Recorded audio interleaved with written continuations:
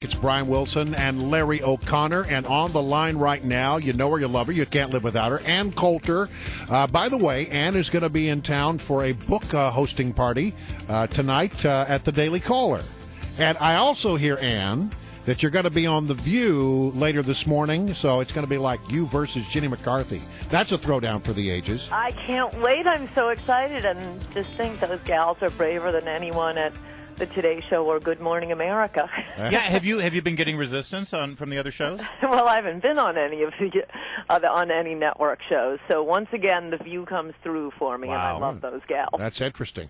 Well, listen, I want to get you to weigh in on the thing that the president did yesterday, because the president admitted that you may have heard there's some problems with our website, but don't worry. There's going to be a tech surge, and it's all going to be better soon. And, very soon you'll be able to get your Obamacare and find out that you can't afford it. Yeah, I think it's great that he turns to, the private sector to help save this wonderful government project that apparently the private sector could not do on its own. We need the government because it's that important.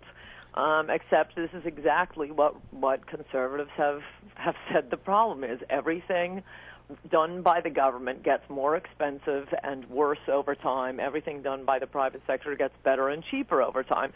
I know. Why don't we sell health insurance on the private market?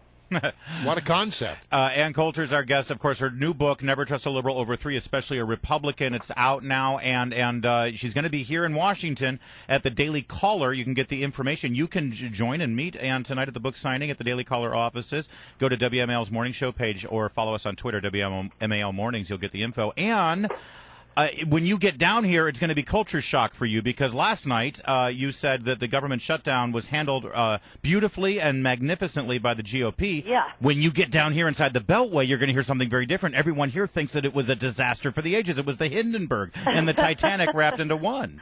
No, they're nutty. I mean, even the New York Times quoted some normal Americans saying how proud they were of the Republicans for fighting. I thought I was going mad because then on the other side, besides your Beltway weenies, on the other side you have the conservative types condemning them for starting the government back up again too soon, and I don't understand that either. What are they supposed to do? Keep banging their heads against the wall?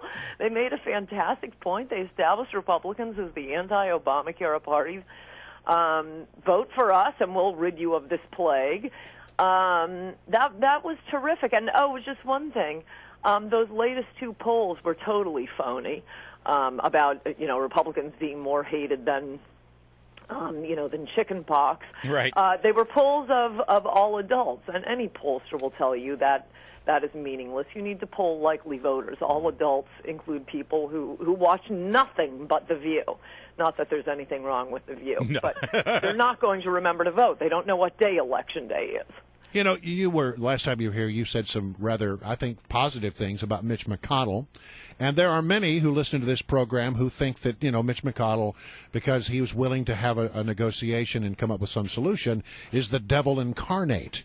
We have this division within the Republican Party right now. We have the Tea Party faction, and we have, people like, Mitch McConnell, and I wouldn't want to put him in exactly the same category, but people like John McCain. And how is this ultimately going to be resolved? I mean, as you look into your crystal ball with all the knowledge you have as a pundit, how do you see this ultimately being, figured out? Well, this just shows why everyone has to read at least the first chapter of my next book. I say these conservatives going after Mitch McConnell are as cowardly as the rhinos who love to go on TV and denounce Ted Cruz. Yeah, it's a lot of fun denouncing another Republican, isn't it, Republicans? What you don't want to do is attack a Democrat because, then the true elite media will be mean to you. Well, it's time to stop acting out of cowardice and attacking other Republicans and attacking Democrats. There are 4 Senate seats held by Democrats right now, wide open and for the taking by Republicans. Louisiana, Alaska, Arkansas, and West Virginia. How about Republicans devote all of their time and energy to taking out Democrats and not to saving safe or having to save safe Republican seats? All right, but Ann Coulter, your book is called Never Trust a Liberal Over Three, Especially a Republican. Now, that implies, listen, I'm not a smart guy, but that implies that some Republicans are liberals, and you're probably not pleased about them. The president says that on his agenda now is immigration reform. I would like you to talk about those 4 Republicans who were part of the Gang of 8 that put together this immigration reform bill, specifically Marco Rubio and the proposals that he's pushing through. Every once in a while, it's worth primarying a Republican. I wouldn't do a whole slew of them like last time with Richard Murdoch and Christine O'Donnell, and to put Mitch McConnell in that category is madness. He not only voted against amnesty, but unlike the big Tea Party favorite, Rand Paul, he didn't spend an hour believing Rubio and promoting amnesty. So you can understand my confusion about the hatred over Mitch McConnell. What do you want conservatives to do about the immigration push? I think, well, there happens to be one big fat Senate seat that would be a good one. You only need to take out one to scare the rest of them. I wish Liz Cheney had moved to South Carolina rather than Wyoming so she could run against Lindsey Graham. If we can run a decent candidate against Lindsey Graham, every place I go, Republicans want to contribute to a candidate who would run against Lindsey Graham. But it's got to be a candidate who can win, and I'd say it has to be a U.S. congressman. And the ones who are refusing to do it right now, because they're comfortable in their House seats, they're going to be as sorry as Beau Biden is. He didn't run against Mike Castle in Delaware, because a Senate seat is forever. It sounds like you don't buy the Karl Rove of the world who say we have to push for immigration reform if the Republicans want to win in the future. Oh, no, that's madness. That's suicidal. There is nothing worse than supporting amnesty.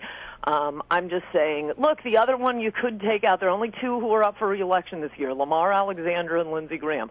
I am all for primarying them. I think you only need to take out one of them to scare the rest of them. All right. Ann Coulter, the name of the book is Never Trust a Liberal Over Three, Especially a Republican.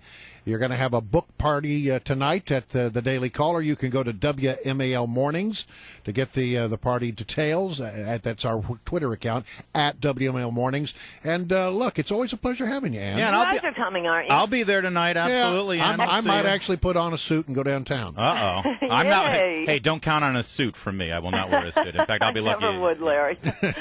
Thanks, Ann. Thanks. See you tonight. Bye-bye.